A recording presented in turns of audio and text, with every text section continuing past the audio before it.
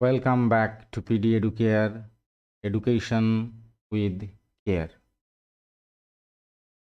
Today we are going to learn, আজকে আমরা শিখবো বা আজকে আমরা শিখতে যাচ্ছি word, syllable and types of words.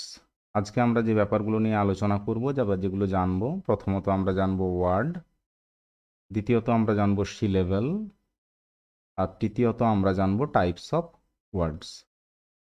আগের ভিডিওতে তোমাদের যেমনটা বলেছিলাম আজকেও আমি সেই একই কথাটাই বলছি যে এই ভিডিওটা যেহেতু গ্রামার রিলেটেড এবং গ্রামার যেহেতু আমাদের স্টেপ বাই স্টেপ শিখতে হয়, তাই তোমাদেরকে বলবো যে ভিডিওটা শেষ অবধি দেখতে, যাতে করে আমাদের ওয়ার্ড, সিলেবেল এবং টাইপস অফ ওয়ার্ডস নিয়ে একটা ক্লিয়ার আইডিয়া আসে।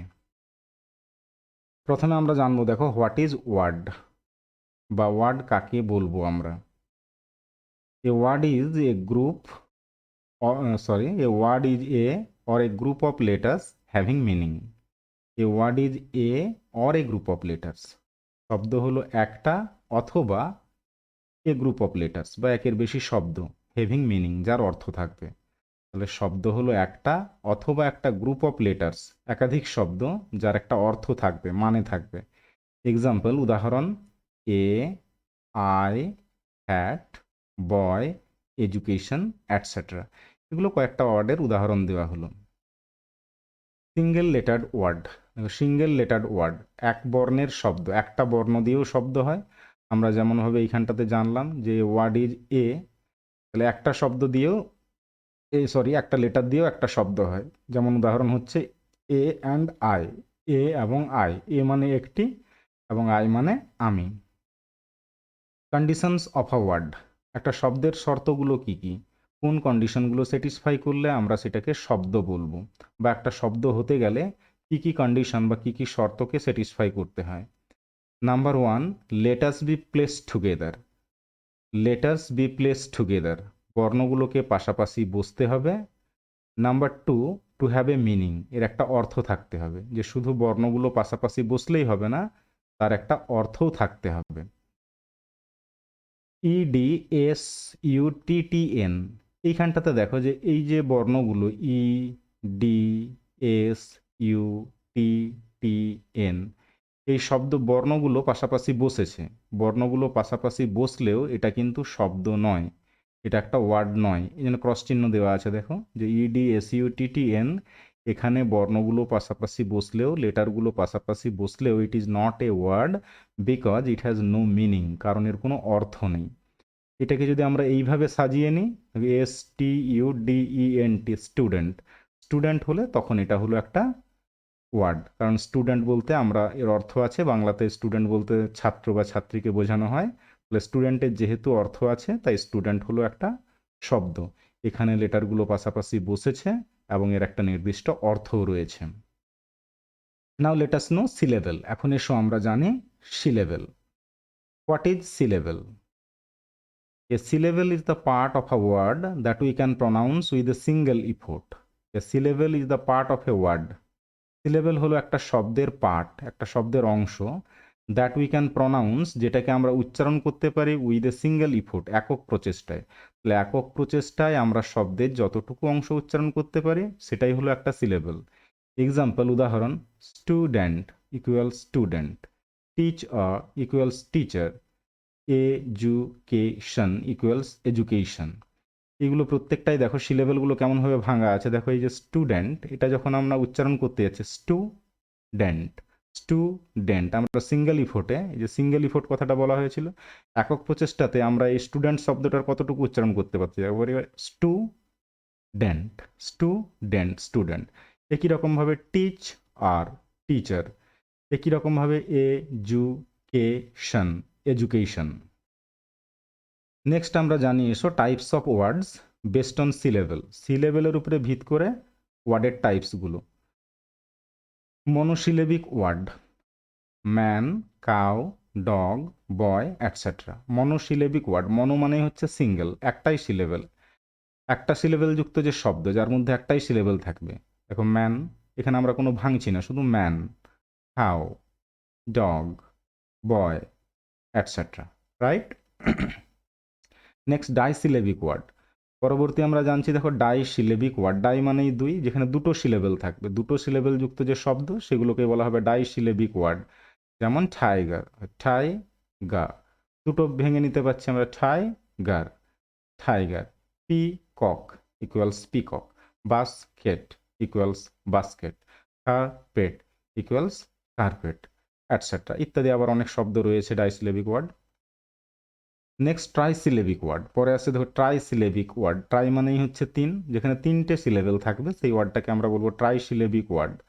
যেমন কার্পেন্টার, কার্পেন্টার, ফুটবল আর footballer, glacier, glacier, elephant equals elephant, etcetera ইত্যাদি আবার অনেক শব্দ রয়েছে।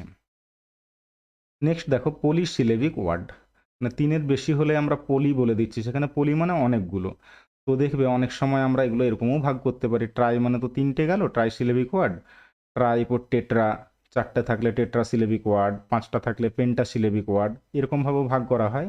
কিন্তু জেনারেলি আমাদের ধরা হয় কি, যে একটা থাকলে মনোসিলেবিক, দুটো থাকলে ডাইসিলেবিক, তিনটে থাকলে ট্রাইসিলেবিক, এবং তিনটের বেশি হলে সেগুলোকে আমরা পলিসিলেবিক ওয়ার্ড বলে দিতে পারি। যেমন এখানে দেখো এই উদাহরণটা আমরা আগেও আলোচনা করলাম, এডুকেশন, এ জু কে শান, এখানে দেখো চারটে সিলেবেল রয়েছে, এটাকে আমরা টেট্রাসিলেবিক ওয়ার্ডও বলতে পারতাম। যাই হোক, আমরা এখানে পলিসিলেবিক হিসেবে আলোচনা করছি। এডুকেশন এটা হলো একটা পলিসিলেবিক ওয়ার্ড। একই রকমভাবে দেখো এক্সামিনেশন, এক্স আম ই নে শান, এক্সামিনেশন।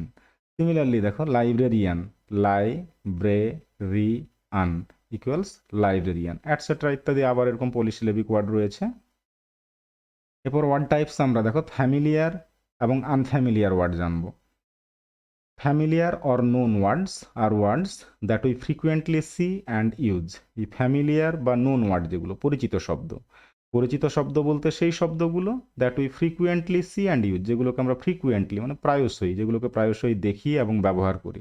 যে শব্দগুলোকে আমরা প্রায়শই দেখি এবং ব্যবহার করি সেগুলোকে বলা হবে ফ্যামিলিয়ার বা নোন ওয়ার্ডস। দেখবে এই যে ফ্যামিলিয়ার এবং নোন ওয়ার্ডসের মধ্যে আমরা প্রায় প্রত্যেকেই দেখবে দা, টিএইচই, দা, দিস, দ্যাট, এই যে এই শব্দগুলো আমরা প্রায় প্রত্যেকেই কিন্তু দেখেছি, ব্যবহার করেছি, তাহলে এইগুলো ফ্যামিলিয়ার বা known words. Unfamiliar or unknown words are words that we seldom see or use or have not seen previously. Unfamiliar বা আননোন অপরিচিত শব্দ। এই অপরিচিত শব্দ কোনগুলো, মানে যে শব্দগুলোকে আমরা কদাচিৎ দেখি বা ব্যবহার করি, অথবা আগে দেখিনি, or have not seen previously, previously মানে আগে দেখিনি, সেগুলো হচ্ছে আনফ্যামিলিয়ার বা unknown word. Example will vary from person to person. এর উদাহরণগুলো দেখো ব্যক্তি থেকে ব্যক্তিতে নির্ভর করে, মানে ব্যক্তিকেন্দ্রিক, এক ব্যক্তি থেকে অন্য ব্যক্তিতে আলাদা আলাদা হয়ে যাবে। ধরো আমার ক্ষেত্রে যেগুলো ফ্যামিলিয়ার ওয়ার্ড বা নন ওয়ার্ডস বলে মনে হচ্ছে সেগুলো তোমাদের আনফ্যামিলিয়ার বা আননোন ওয়ার্ডস মনে হতেই পারে, বা তোমাদের যেগুলো ফ্যামিলিয়ার বা নন ওয়ার্ডস মনে হচ্ছে আমি হয়তো সেই শব্দগুলো আগে কখনো দেখিনি বা ব্যবহার করিনি, তাহলে সেগুলো আমার ক্ষেত্রে আনফ্যামিলিয়ার বা আননোন ওয়ার্ডস হয়ে যাচ্ছে। সেই কারণেই যে আনফ্যামিলিয়ার বা আননোন বা ফ্যামিলিয়ার বা নোন, এই যে ওয়ার্ডসগুলোর এর উদাহরণগুলো কিন্তু নির্দিষ্ট করে উদাহরণ বলা যায় না।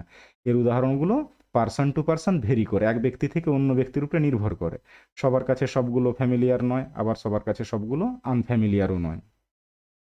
নেক্সট ওয়ার্ড টাইপস আমরা জানবো দেখো whole word. Whole word, the entire word as a whole is known as a whole word. এমনিতেই দেখো হোল মানে হচ্ছে সম্পূর্ণ, তো দ্য এন্টায়ার ওয়ার্ড পুরো শব্দটা অ্যাজ এ হোল মানে সামগ্রিকভাবে পুরো শব্দটাই is known as a whole word, সেটাকেই সম্পূর্ণ শব্দ বলা হয়। Example man, woman, girl, Kolkata, school, mountain, etcetera, মানে প্রত্যেকটা শব্দই হচ্ছে এক একটা হোল ওয়ার্ড, পুরো শব্দটাকে একত্রিত হবে। যতক্ষণ না আমরা তাকে পার্টে ভাগ করছি, ধরো সিলেবেলে যখন ভাগ করে দিচ্ছি তখন তো সেটা আলাদা আলাদা করে খণ্ড ভেঙে গেল, কিন্তু যখন আমরা ভাগ করছি না তখন সম্পূর্ণ পুরো শব্দটাকে বলা হচ্ছে কি হোল ওয়ার্ড। নেক্সট আমরা জানবো এসো ওয়ার্ড টাইপসে কি ওয়ার্ড। কি ওয়ার্ড কোনগুলোকে বলা হয়? Keyword, a keyword is a word that serves as a key. Keyword হলো একটা ওয়ার্ড, কিওয়ার্ড হচ্ছে একটা শব্দ দ্যাট সার্ভস এজ এ কি, যেটা একটা চাবিকাঠির মতো কাজ করে। তাহলে এই keyword is a word that serves as a key. A keyword tells us about the main idea or subject of something, মানে কোনো কিছুর, কোনো বিষয়ে বা কোনো কিছুর যে প্রধান ধারণাটা সেইটা সম্বন্ধে বলে দেয় আমাদেরকে কিওয়ার্ড।